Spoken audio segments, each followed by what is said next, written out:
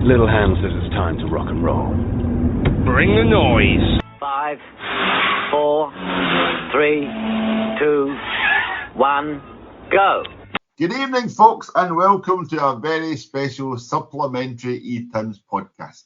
My name is Desmond, and I'm very glad to say I have a full house tonight. I've been joined by our resident tactician, Hector Bandido. Good evening, Hector.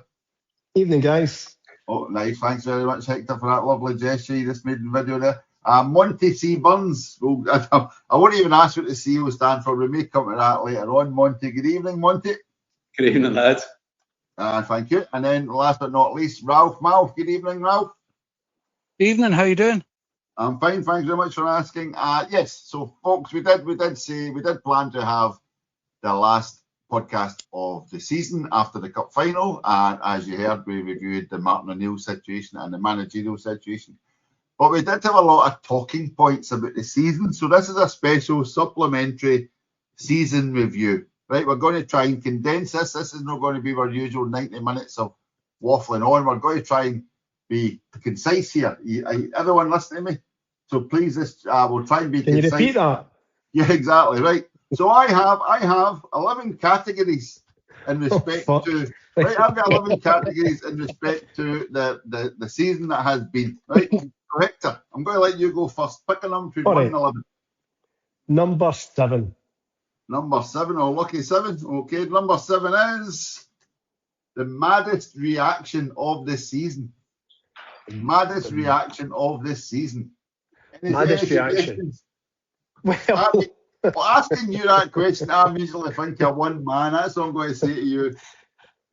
Well, maddest reaction. I think the maddest reaction is going to be the fallout. When we get the penalty for part with the handball. Worst, clearest handball ever in the history of football. Right, Stonewall penalty, 100 out of 100. Can't believe the furor over it. But the meltdown, Daisy, after that from Hearts, from Chris Boyd, Ali McCoy, from every Rangers supporter. In fact, some people outside Scotland had a meltdown about it as well. All the press, the media, and it was fabulous. So yeah, I'd have to say the meltdown after the handball we got for part was a fabulous. Do you know what? It'll be a legendary meltdown that will be difficult to surpass ever. Okay, so for you, Martin, for you, Hector, I have written here in bold. I do actually write these things, George. Listen, I do have a script here. I've actually written Michael Stewart in bold letters, Hector, because he fucked himself in our eyes. Let's say we all used to think he was a decent guy, and then all went. He put on his Hearts. He's a big Hearts fan. We know that, but he became. I hate to say it because he's nothing like Chris Boyd. Stewart has got a brain, but he let his Hearts blinkers just take total control of his thinking, and he went a bit mental. Hopefully it was just a short-term blip with him, but the time will tell, Desi, time will tell. Yeah, okay. So, Ralph, I'll come to you. Any suggestions for the maddest reaction of this season? When, in the last game there, when Maeda's goal was disallowed and then he had, the decision overturned, when he was lying face down on the ground and he was punching his fists into it. And that was kind of the culmination of the whole ups and downs in that game. But I just loved that because it just shows you that some players do actually care about the football. No, that's very, very good. That is again, as you say, the way he does the whole platoon collapse to the ground and then just hits. Beautiful, beautiful, very good. What about you, Monty? Any suggestions? See if we're in my also rants here. Dermot Desmond's statement.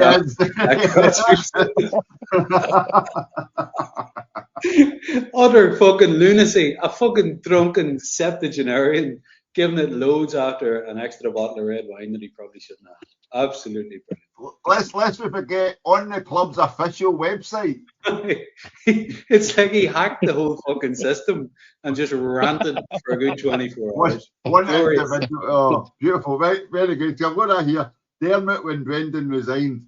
Okay, so my other also rans were Araujo at Ibrox after the penalty win, running up and swinging for it. But let's not forget that was fans back at Ibrox. Remember that was the whole. It was just a perfect end to a perfect day. So that was really good. What else do I have here? George Fuchs. I'll get George Fuchs piss talker as well as pissing himself, the Hearts man. I've got disgusting Derek and his disgusting quotes. And then I've also got Maddie's reaction, police having to protect John Beaton after a Celtic win. Of all things, after a Celtic win. And all of those things you mentioned, Daisy, were after that handball at Fir Park. All part of the big meltdown. Yeah. Fabulous. Yeah, but my actual winner here is a shout out to the world after seeing Wilfred with a tactics board. when he actually brought his tactics board out. Right, so that was number 7. So we've got 11. We've got another 10 to choose from. Monty will come to you next. Number between 1 and 11, but not number 7. The Maestro, Paul, number 8. Number 8. The calmest, easy for me to say, the calmest person of the season. We went from the maddest to the calmest. Big Ian, every day of the week. Big Ian Nacho. Can I just say, you'd think, sorry, Mike, you'd think we'd discussed this, but we haven't, George, the listener, because I've actually written a Ian Nacho any time. I mean, yeah, well done, perfect. The penalty at Fir Park that I couldn't even check because I was driving and I couldn't even check if we'd scored it or not. And then you see the footage afterwards and he's like fucking stoating one with a big cigar and just, yeah, bang, is that it? Yeah, just glorious. Just utter calm zen. Beautiful. But then you had the cup final goal. But you also had the goal against Hibs where he was in Matrix time. He chased the ball down and basically passes it into the net. Well, everything else slowed down around him. Yep. Oh, just something. There's something in the ether with that boy. We should sign him up. Definitely. Okay, right. So what were you, Ralph? Calmest person of the season?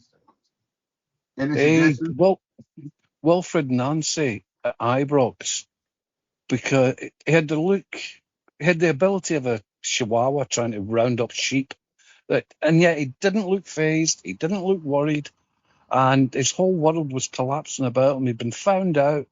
It was obvious he was going to get sacked after that game, and he just looked like he'd been at an interview at a supermarket or something. How he managed not to just fall apart. I'll tell you, I'd imagine he would have been very calm then, because I can imagine George, the listener, is reacting the exact same way as Monty and Hector are reacting. I can watch them in video. Would any of you want to tell me why you're reacting like that? Any of you want to tell Ralph why you're reacting like that? I don't think Ibrox It was Celtic Park, wasn't it? Yes. Was it Celtic? It was even worse. It was killing in my mind, I'm giving there was nobody there. No, it was at Celtic Park. It was just complete collapse, and it didn't seem to bother him. Like O'Neill gets upset if a throw-in goes the wrong way, but it was just like another game. And then today he's come out and said, "If you'd have kept me on, I'd have won the league." He's completely off his fucking head. Quite possible. I'm not saying a word. I'm not taking that bait. Okay, right. So we've got Wilfred Nancy. We've got Ian Nacho. Any suggestions? Hector? I'll go for the one that's a wee bit left field. I think Ian Nacho's the obvious one, right? But I think Sean Maloney. Martin's obviously he's doing the vast majority of interviews and he's doing his doting old kind of uncle granda thing perfectly well. Maloney seems quite a calm, feet in the ground kind of guy. So I think he's been quite a calming influence. And really, one of the most interesting things is, but when you see him taking the extra time huddles, it was Maloney taking extra time huddles. It wasn't O'Neill. Maloney was the guy that was giving him the final instructions.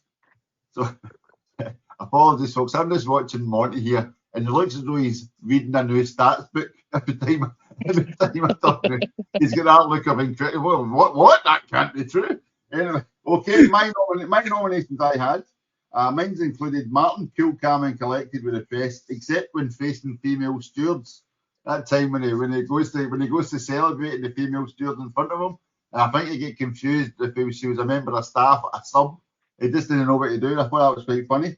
I've got Big Tam at Ibrox in the cup, the final penalty. That was calming shooting. That was calmness personified. I've got John Beaton when reviewing VAR at Fir Park, being calm and collected enough to see justice done like a true football man. God bless him. But my winner for Callum's person of the season was Mike Nicholson. So cool, we actually melted into the background this season. So that's who I gave it to this season. Right, so that's number 8. Ralph, any number between 1 and 11, bar 7 and 8. Your nomination. Number 1. Number 1, very good, Ralph. Number 1 is word of the season. Pick a word of the season, Ralph. Was that Derek McInnes on the phone, Ralph? Okay, we'll leave Ralph now. If he looks a bit busy, we'll go you, Hector. The word of the season has to be disgusting, Desi. Disgusting's the word of the season for me. Nice. It's number 2 in my list. It's number 2 in my list, mate. It's got to be. Okay. Mick Hollywood, part of Etims. He did nominate Chaos, Monty. I've no idea why Mick would say Chaos. Who knows? So that was Mick's nomination. I had another C word. I had another C word in mind, Desi. Maybe not for the younger listeners. I think the word cunt was used quite a bit through the season. We're all friends here. I want Hector to come back in because it always has some technology challenges, but it would be good. I love Dyson's back. Oh, no, he's upside down. Here we go. We've got him back. Welcome back, Hector. Back, Hector. Okay, I was just so saying there was another word beginning with C that I thought was probably appropriate throughout the season. Cunt. And we'd used it quite a bit. And I was interested as to whether you thought that was an appropriate answer. I think that's inappropriate using that language in podcasts. There's no need for that. You've been hanging about with Dunfermline fans for too long now. That's what it is. That's that hospitality rubbing off on him. St Mirren hospitality rubbing off. Ralph, you get cut off the last time. What would be your word of the season, Ralph? Any suggestions? Shit show.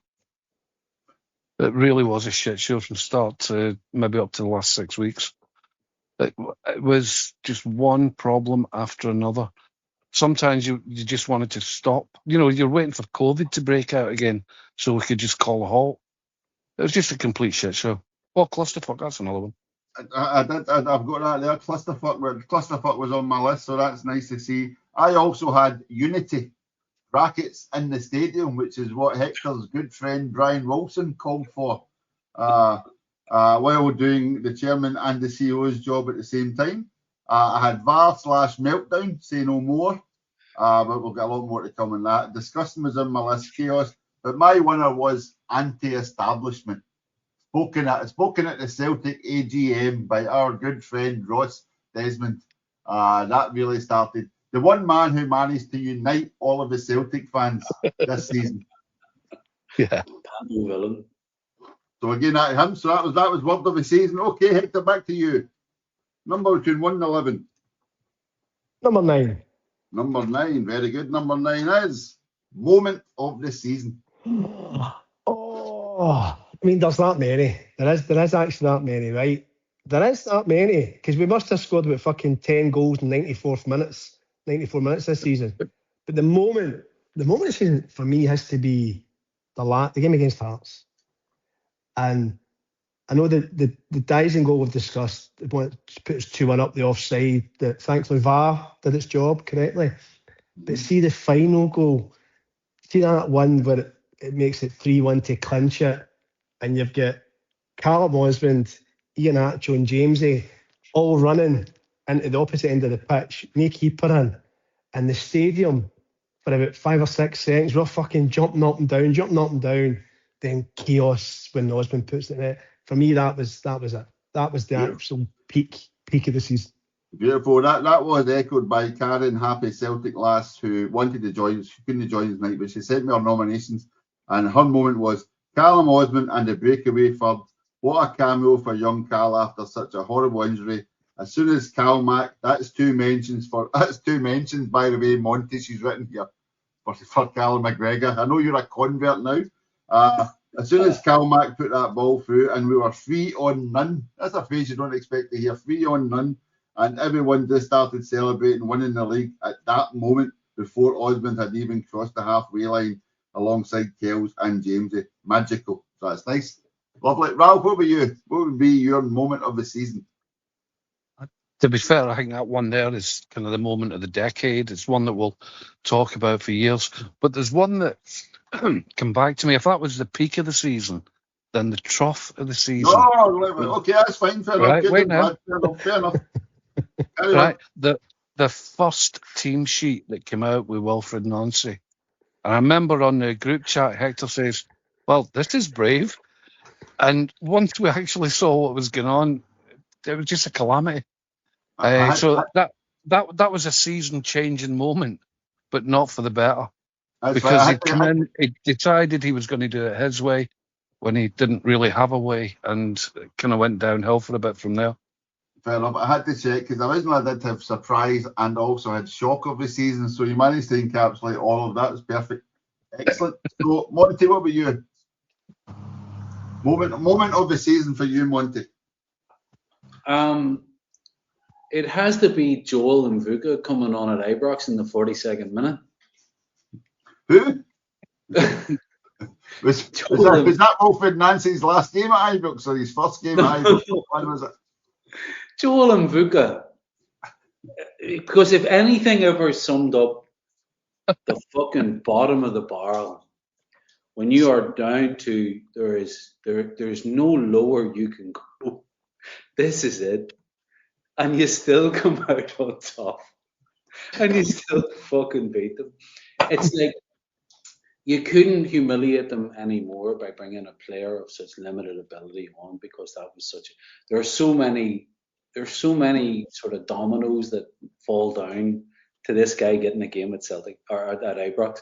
Seriously, I've seen Hector play football, and I think Hector would have been more effective on the wing. And he wasn't renowned for his pace, Hector. He could pass a ball. And that's at my age just now. Right.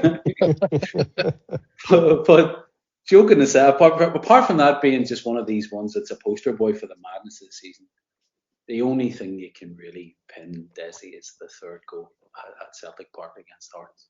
It's just iconic, everything about it. As much as the background to your image and the iconic overhead kick from daze, it's that third goal and the fact that it's awesome, and the fact of how it was, and everything about it, Desi. There's nothing but beat that for a long, long time. Yeah, and I love on Twitter when randomly the aerial shot comes up every couple of days on Twitter, and you just end up, let's watch it again. I mean, it's just like the old video game, but just to see the charge forward. I didn't have it on my list because I thought people would come. Talking about Ralph. Ralph touched on something earlier. Maeda's goal being confirmed. I did have moment of season. Don Robertson confirms Maeda onside. I did have that in my list when he points at the spot and then Maeda collapses. I also had the 6th of January, Nancy sacked after 33 days as a moment of the season. But I also had one of my favourites outside what we've discussed.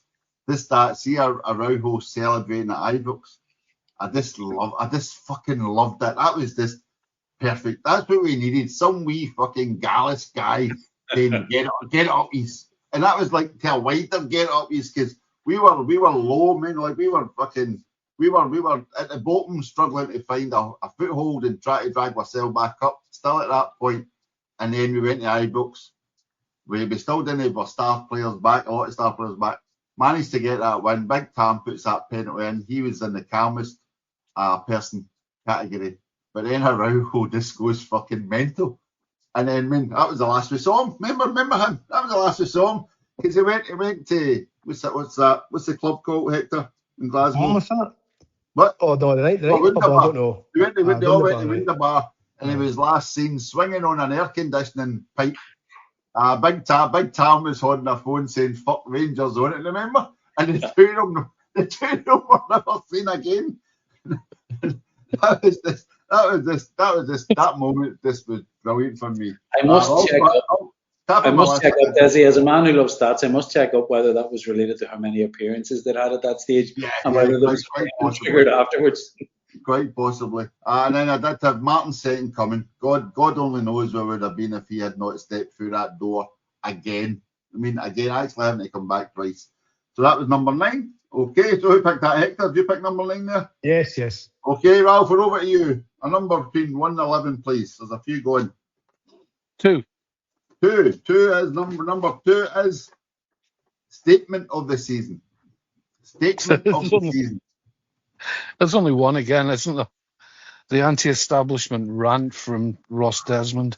Okay, Absolute. I've got a number two here. It's not number one on my list. I've got a number two. But it's just, it was that moment when you think, not only is the team falling apart, not only is the management fell apart, the whole club's shaking at the seams. Just how that idiot, again, the word idiot comes up a lot when we talk about the people that run our club. And just how he even felt like he had to put a contribution in. I'm not sure if it was him or his brother that refused the job because he wouldn't live in Glasgow. But Desmond shouldn't get merit if he's going to have kids like that. Right, sorry. Again, I also had Nepo Baby in my word over the years, but I just still stuck with anti-establishment. Monty, what about you? What's your statement of the season? It's hard to differentiate from a few of the mad ones towards the tail end of it. There were lots of really high-profile candidates there, most of them coming out of Edinburgh from Hearts. But I think for me, in all of the madness, I mean, I have a top 10 of my own, Desi. There's the Desmonds, there's the Nepo Baby statement, which felt like a family battering the fuck out of each other at a wedding. But for me, it was the SFS statement that was the headshot in the Hearts last week. It's going, yeah, we said we'd keep that one private, but in the interest of transparency, you're a bunch of fucking liars, was essentially what it said. It was beautiful. It just ended any notion of sympathy. I have feared this 3 words, Monty. Derek, blow whistle. That's all I've written here in my notes. Derek, blow the whistle. The expose that Derek McInnes knew fucking fine well because he started it. And then we never heard from him. I'm still not heard from him. The fucker. Beautiful. Anyway, it's on a holiday. Perfect. Okay, Hector, what about you? Statement of the season. I was just when you mentioned the SFA there, Monty, it just got me thinking. Then obviously the VAR, the Motherwell handball, the Hearts didn't get the penalty for part a few days before that, wasn't it? The VAR told McLean to look at it. He went, "No, I'm sticking with my decision." Just got me thinking.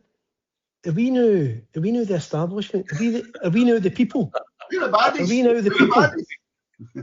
We have this uncomfortable badge or this uncomfortable coat called the people. We have to wear it now. Yep. So what's your suggestion? We've got technical difficulties in the north area. Yeah, I think it's when the Tarrier carrier. The two of them have phoned each other by mistake. So what else did I have? So top of my list was, of course, Dermot's rant at Brendan. Let's never forget that. Right? Let's never forget fucking Dermot's rant at Brendan. It has a category of its own, Desi. I think Dermot's rant at Desmond at Brendan has a category of its own because there's the fucking insanity of it, there's the inappropriateness of it, there's the absolute assassination of it. There's an entire category for that. But yeah. Let me see if I am sure I've referenced it somewhere else. I may find it. But yeah, let's never forget. I remember that I was in Edinburgh at a concert and I came out to hear the news that Brendan Rodgers had resigned with air quotes and drove back, got on the phone and started looking, and then that statement appeared and it was this award. That was the first meltdown of the season. And then it's just been a season of meltdowns. All right. So I had Ross's rant at AGM. I had Hearts' meltdown daily statements. I've just wrote daily statements for Hearts' rants. Derek's discussing, but eventually Derek's blow the whistle. And then I had Mike Nicholson giving his absolute full backing. His full backing to Wilfred Nancy. Right. So that was that. So that was statement of the season. So Monty, it's over to you. We've only got a few left. Have we had a Henrik Larsson number 7 yet? I think we did. Yes, we had number 7. We did. That was Maddie's reaction of the season. We've had 7, 8, and 9. Okay, I will go for a Stuart Slater number 11. Okay, number 11 is person of the season. Person of the season. Person of the season. I'm not limiting it to players, managers, anybody. Could be anybody. Person of the season. Jesus, it's a wide field, Desi. I mean, the obvious one is O'Neill. Fuck, I wouldn't even know where to start. I've got to give it to Dyson just because of the last 6 or 7 weeks. Did you say Rio Hitati there? Who? Exactly. Knock. Who's there? Dyson's very good. Okay, Dyson. Fair enough. Dyson. Any suggestions, Hector? Your person of the season? Martin O'Neill. Okay. Martin O'Neill's got to be Martin O'Neill. To not come back just the once. And when the first time he came back, what was it? He won, was it 8 out of 9 or 7 out of 8 games? And then to do it again after the shit show that was Wilfred, and then to win the double. I mean, he stands way above, in my opinion, everyone else this season. Fair enough. And you and Karen, happy Celtic lads, are echoing each other. Chiro, Martin O'Neill absolutely cemented his place as a Celtic legend. 74 years old and managing to get every ounce of character out of that team. It certainly wasn't the prettiest Celtic team we've watched, but the jeopardy he negotiated during his second stint of the season to guide us to a double is enshrined in our history now. He's a winner and I'm delighted for him. It was clear that the players loved him. Rio aside him, and we love him. So that's Martin O'Neill. Any suggestions for you, Ralph? Person of the season. Well, O'Neill's the obvious candidate because he was kind of constant throughout the season, even when he wasn't here, I suppose, because we knew we'd have to go back to him.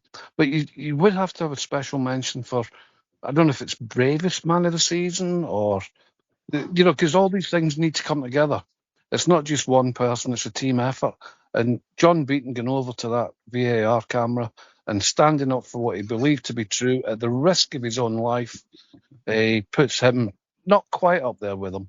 But if we're going to be talking about statues, I think he should get one as well. Okay, I'm not going to mention. Was it no John Beaton on the VAR? Was John Beaton on the VAR that night in the VAR studio? No, Andrew Dallas was the VAR. Oh, Dallas! I can't remember. I'm going to. It's no Steve McLean. My apologies, Ralph. You're correct. John Beaton. God bless him. So yeah, John Beaton's a very good candidate. A very good candidate. So we've got I've got Blessed Martin. Messed about, dismissed by the media, getting tagged as the old man in the trackie. Delivered a double. Maeda, 9 goals in 7 games. That's how to finish a season. I can't believe Hector. I've got here Brian Wilson nominated. I can't believe you never nominated. He should have his own award. He should have his own award, does he? I've actually written here Brian Wilson nominates Ross Desmond for truly unifying the fans. So there's that joke. How about we name the man of the season, the Brian Wilson Award for man of the season? And then also I'm sorry, that's only if it's sponsored by baby oil. I also had a wee special fuck you person of the season, and that was former Celtic FC women manager Elena Sadiku, who won the inaugural UEFA Women's Europa Cup with Hacken FF. After Celtic basically fucked her about and never gave her any money, she fucked off and won a Europa Cup. It's good to know they're consistent how they treat the women's team with the men's team. Yeah. Exactly. Quality, 21st century. Useless. Right, okay. Who picked that then? Who picked 11? Me. Okay, Ralph, we're up to you. What you think? We've got a few left. 10. 10. 10, okay. Number 10 is Game of the Season. Bologna away. I think that was the one I enjoyed the most. Because I didn't think we had a chance, but we actually played very well. We looked as though we could handle that level, and it kind of made me optimistic and for at least a decent run in Europe until Kasper kind of had his injury and we get cuffed with Stuttgart. So I would say Bologna away was probably the best performance with it being at that level. Okay, fair enough. Good shout. Hector, what about you? Game of the season.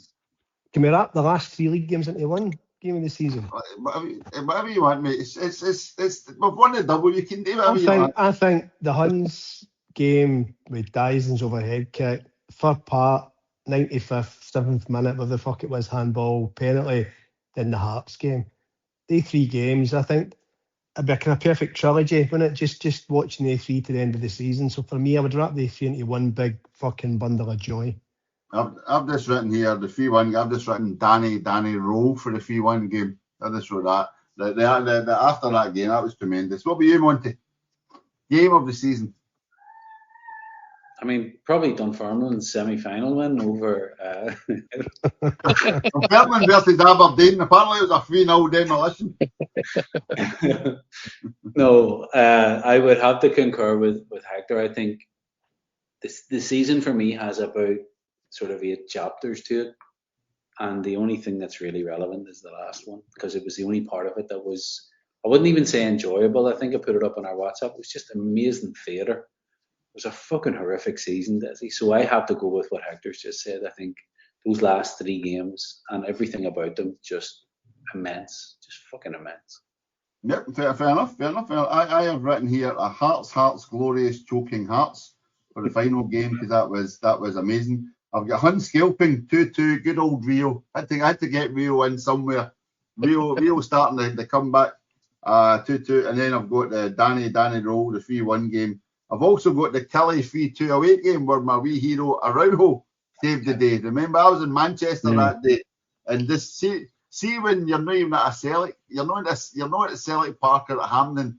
You're in a pub in Manchester hugging a stranger, total strangers in Celtic score, and I've hugged quite a few folk in pubs in Manchester, as you know. But when you're out with Shades and Celtic. It's a great scene just there. It's a great village, and they have a lot going on. O'Shea's Mars right across the road for Canal Street, I know. But when you're in a random bar watching a random Celtic game and Celtic scoring the last kick of the game against Neil McFucking-Can of all people, you know what I mean? Oh, that was tremendous. And also, Hector mentioned earlier, I think Feyenoord away. Who remembers we had an away win in Europe? So I've also noted that. So that was it. But again, that split run was just unbelievable. All right. So that was number 10. So where are we? Monty. Give us another number, Monty. We have number 2, Jim Craig. Number 2. We had number 2. That one, 2. We'll go for comeback of the season. 2 each out. The 2 each game that you just referenced. Okay. Scoring and then Rio having 3 goals at a penalty. But goodness there. That for me, I remember watching the first half going, oh, we're so fucked. We're so bad. I think I even put it in our WhatsApp going, we are so shockingly bad. Can we please finish the season now? And then O'Neill did what O'Neill does at half time, and we sorted it out, Desi. So for me, that was it. Okay, I had hundreds of nominations for this one. What about you, Hector? Comeback of the season. I think you mentioned it a few minutes ago. I think the game at Rugby Park was 2-0 at half time, and 2-0 probably flattered us at half time. But somehow we come back. Was it Tanecki scored a peach to make it? Was it 2-1? 2-1. Top corner, and then a bit of a scramble. A rare long throw came in for us, and somehow we scrambled the ball in over the net. But you touched upon it when it was a 95th, 6th, fuck knows minute. It was a 97th minute of 95 minutes. Oh, that made it even better because Neil McCann, when he ran in and he just side-footed it, calmly side-footed it. No, he could have laced it and over the bar and he just side-footed it. Then he jumped in amongst the fans and it was fun. So for me, that was the comeback of the season, that one. No, okay, very good. Ralph, what about you? Comeback of the season? There's too many games where we thought we were dead and buried. It doesn't need to be a game. It doesn't need to be a game. Which is why I've gone for the third comeback. Well, it'd be the second comeback technically of O'Neill when he took over from Nancy. Perfect. But that changed everything. At least it gave us a wee bit of hope at that point. Yeah, perfect. That's exactly what I had here, Ralph. I've got Martin O'Neill twice, ! And below Martin O'Neill, I've just written Fozzie, because his contribution. It's always good to have a Terry McDermott, Mr. Intensity, Fozzie, his contribution. I've also got Celtic in the title race, because again, dead and buried before everything went tits up. Celtic in the title race. I've got AJ and Engels coming back post-split after injury. I've got Maeda's form, which was nice to see that coming back. I've got Kieran Tierney playing in over 50 games this season. That's a comeback. Not all of the game, but some of the game. Oh, but again, there's no way you'd probably have been happy to get 20 games out of Kieran Tierney this year. And he's played in over 50. Let's be honest, I'm going. And then also had a big contribution as well with goals and things. Definitely goals and assists. And then my last wee one I've just slipped in here was anti-Celtic hate openly on display. So it's nice to see that. It's nice to see that back again. That's came back in the recent meltdown. So it's really nice to see. So that was nice. Okay, right. Okay, so I'll leave the best till last. Let's go with Hector. Hector, exit of the season. Exit. Oh. Exit. There's a few of them, isn't there? First one's Brendan. Very good. I've got Brendan Shocker. I wrote Brendan Shocker at the bottom. And yet it feels like a fucking lifetime ago. It feels like years ago because the season was so mad, doesn't it? The changes and it feels as if that's just been 3 seasons in one season we've just came through, which why we're all knackered at the end of it, right? I think Brendan, that exit, because I think we'd lost to Hearts, was it the Sunday? Is that right? Keep me right here. I think Hearts had beat us 3-1 at Tynecastle. And we'd done a pod and we were all talking about unity and something has to give here. Little did we know that 24 hours later, Brendan be off with John Kennedy. So I think that was a big exit. And probably the surprising exit, and I mean this because of the people in charge of the club, was Wilfred Noncy giving the elbow so quickly. I just had this fear that they'd given the January window to bring in even more duds, probably worse than the ones that we did bring in January. And then we'd be stuck with him to the end of the season. So I think him getting a sharp exit was a pleasant surprise, if that kind of makes sense. Yeah, I wrote Nancy finally with 2 exclamation marks, to be fair to you, so you're on the way there. Okay, what about you, Monty? Exit of the season.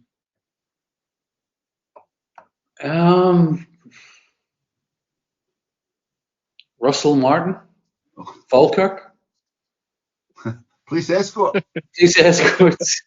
The madness of the onion burrs. The pageantry that was there's a cycle that does the rounds on Twitter. Oh yeah. And Where are we? The Rangers. Starts the season early.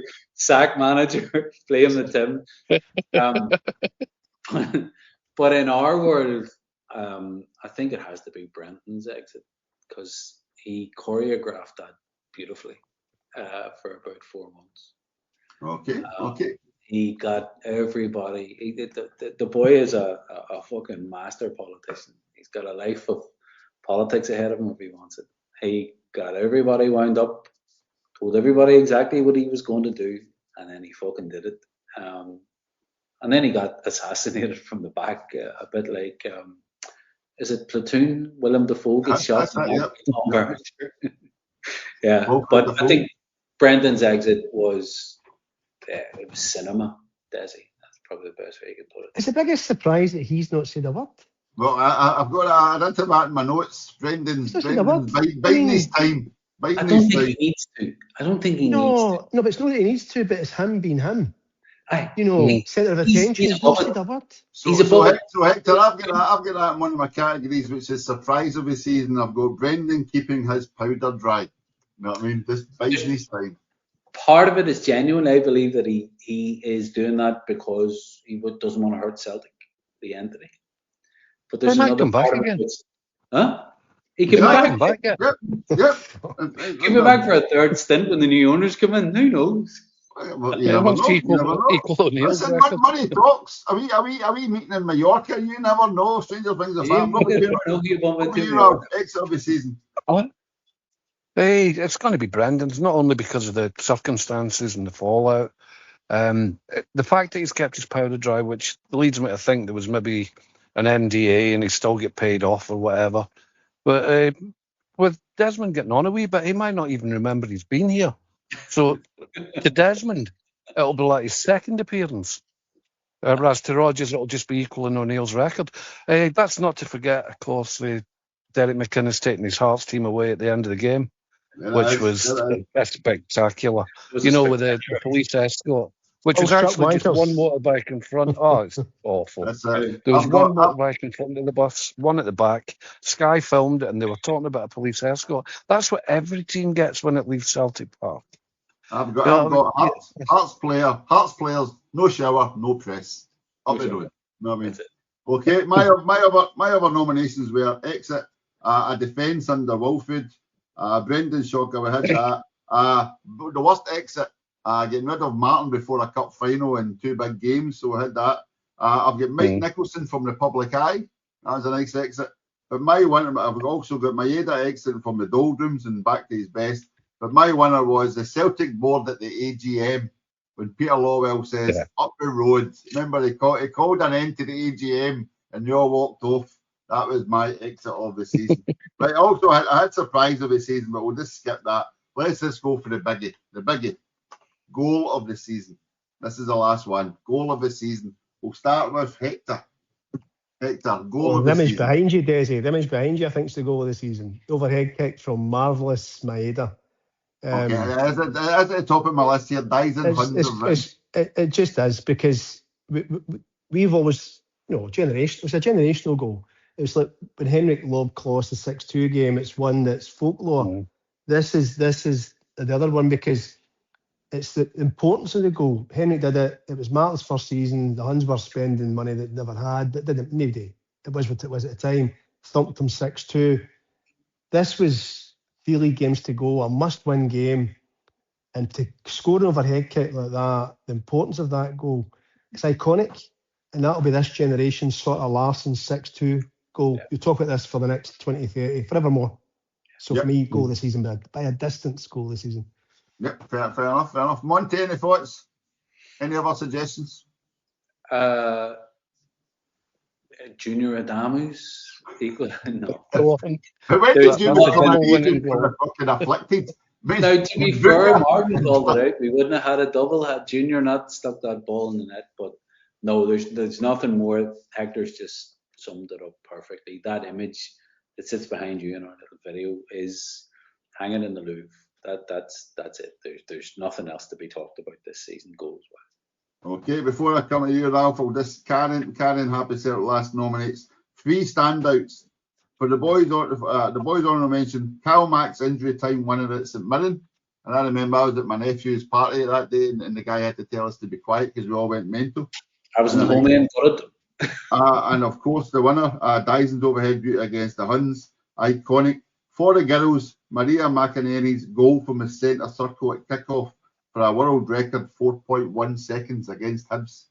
So that's a nice iconic goal also for the girls this year. Ralph, what were you, any nominations? You can't top the Maeda one, obviously, but Araujo's against Kilmarnock. Araujo against Kilmarnock. Yep. Spirachi clipped one in for the edge of the box. Tanecki, same Kilmarnock game. There was a few. McGregor's late goal. And obviously the penalty that put us through to the Cup semi-final with Kvanchara. There are a lot of important goals, if not spectacular, I think.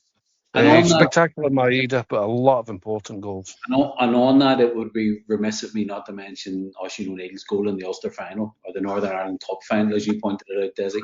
Is that the North UK final? I get that in. Right, so what that goal of the season. So Dyson Huns, Dyson Hearts, Osmond Hearts, Cal Mack St Mirren, the vital penalties Ralph mentioned, Araujo Kelly. Also had a wee note for Olive Nygren's forgotten goals and assists. That poor guy, 31 goals and assists Nygren had. And they still never get a mention. What was the phrase for this season, Hector, for Nygren? He's still shite. No, the best worst play you've ever saw. Oh. I think that was the solution. The best worst play I've ever saw. Yeah. Also had, I can't believe Hector never mentioned this, Brian Wilson's goal of all of us living in peaceful harmony. I thought you'd have mentioned that. What was the one he did? He said he met 4 guys in the town, 4 young Celtic fans. 4 young Celtic fans and made a really. Is that your big reveal at the end of this podcast, is it? Oh dear. Aye. And not long after that, that big building at Central Station went on fire. And maybe a coincidence, who knows, right? Also had all fans organisation hoping to get 5% of the voting rights to try and make an impact with the board. And then I had one for Ralph. James Forrest now hoping to be the first player to ever get 50 honours. Ralph, knew that he's I think that's him taking the UK list. He just keeps rolling along. So that was us. So that was the season that was. I think Ralph's clusterfuck word summed up for us this season. But for somehow, under surprise of the season, I have, how can you get a club into so much of a clusterfuck in 9 months and still fucking win a treble with 0 spend in January? That will never be repeated hopefully that never needs to be repeated. From now on, it'll be company policy. Did you see treble, Daisy? You've been even up double. Hey, let's not forget, we would have won a treble if they had just kept Martin O'Neill for another week. Easily. We'd have won the league. Then again, we'd have won the league weeks ago. So we I also had under surprise of the season. I actually had dropping Kasper Schmeichel. We had played so long with a keeper with only one arm. I mean, so that's and happy retirement, Kasper, if you're listening. By the way, Daisy, I don't think he was dropped. I think that was his career over, injured. I think his arm just stopped. Let's not be about the bush. He was still injured. He was injured and playing, and then he get really injured. It took a career-ending injury to fucking lose his place. He's basically like the Black Knight and Monty Python. It's just a fucking flesh wound. He was fucking. I don't know what your pal Stevie Woods was seeing in training, because obviously Kasper had free grace to do whatever he wanted. But we wish him well. He contributed so much in his first season in particular. Two titles in a League Cup in 2 seasons, and genuinely senior player in the dressing room. That's not a bad contribution. It's but again, time catches up with all men, and his time caught up. And sadly, we did not have managers who were strong enough. Apart from Martin O'Neill, time doesn't exactly. Sit in your arse, son. It's time to sit down. We would have won a treble. We'll be celebrating consecutive trebles most likely, because we should have beat Aberdeen. Aberdeen didn't have a shot on target to beat us in last year's final. Kasper flung it into the net. We should have won that game. We should have beat St Mirren this year. But anyway, that was the season that was, everyone. And hopefully we never need to live through it again. We've managed, I think, that it's like PTSD. We've managed to block it out, but it's going to come and hit us, man. You're going to wake up in a cold sweat and suddenly remember fucking... You're going to remember Nancy at Ibrox and wonder what happened. I mean, it's been tiring. It's been really, really tiring. Do you know that? I think because it was 100 mile an hour the last week to 2 weeks that you didn't get a time to think. It was just... It was relentless, wasn't it? Yeah. It was a tiring season, exhausting, wasn't it? I think it brought out the best and the worst of us. And I think it brought out the worst of us more than it brought out the best of us. That last 6 weeks, 7 weeks, after the Dundee United match, was the best of Celtic. And it's not just because O'Neill got us on a kilter and we won games. It's because Wilson played his political stroke and we got unified. It's because all the other negative actors disappeared. But all that worst of us before it, I hope we don't have to do that in public again. I hope we can rebuild. I hope we can restructure and just be a really good football club and just be the best version of ourselves. But we still seem to be fixated on. We still seem fixated on domestic dominance, and I don't know why. I think we could be so much bigger. But that's podcast for next season and happier times will move. Robbie. So that was Monty C for Charles Dickens Burns there. The best it was the best of times. You enjoyed that literary reference. Yeah. So that was, I think, so that is the new word of the season, exhausting. So I think that sums it up. It was exhausting. There's been loads of great moments in a terrible season, if that makes sense. And we still don't understand how we've got the double, but we got the double. We're in the Champions League final qualifier. Hopefully the club can get themselves together. But that's looking forward into next season. Tonight's pod's been about last season. We can finally draw a line and say that was the season 25-26. Thank fuck it's over. Right? So it's just left for me to say thank you to Ralph Mal. Thank you, Ralph. Cheers, thanks. I feel a bit better now I've got that out of my system. Yeah, exactly. I say we can go and watch more videos of Wolfwood at Ibrox tomorrow. And we'll get thank you to Hector Bandido. Thank you, Hector. I'm going for a good sleep. Yeah. You've earned it, mate. Will you have dreams or nightmares? That's the question. Oh, let's sleep. A good sleep. Feels cathartic now. I can go for a good sleep now. A chance to sleep, to dream. No, I mean, who knows? And then finally, Monty, Charles Dickens Burns. Thank you very much, Monty. Thanks, Desi. My therapist said it's one step at a time, and this feels like the biggest step of all. This is beautiful. Exactly. Acceptance. We've come through every stage. I think, and now we're finally in.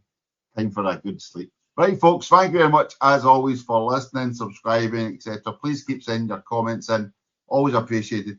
If something happens in regards to the managerial positions, then we might jump back on, but likelihood is we won't be back on until the season's almost underway, or if anything exciting happens in the World Cup. Hopefully you have a great summer, and we'll catch up with you very soon. My name's Desmond. Good night. Big Tams of the Gallowgate are proud to sponsor the Final Etims podcast for season 25-26. Are your ears bleeding? Are you thinking, how the hell are they still talking about Nancy? Do you feel tired and emotional too? Fear not, we have Celts Get Ready for season 26 to 27 DVDs, coming very soon. Big Tams, reminding Celtic fans that joy is fleeting and the Celtic board is always there to perplex. Happy holidays and hail hail.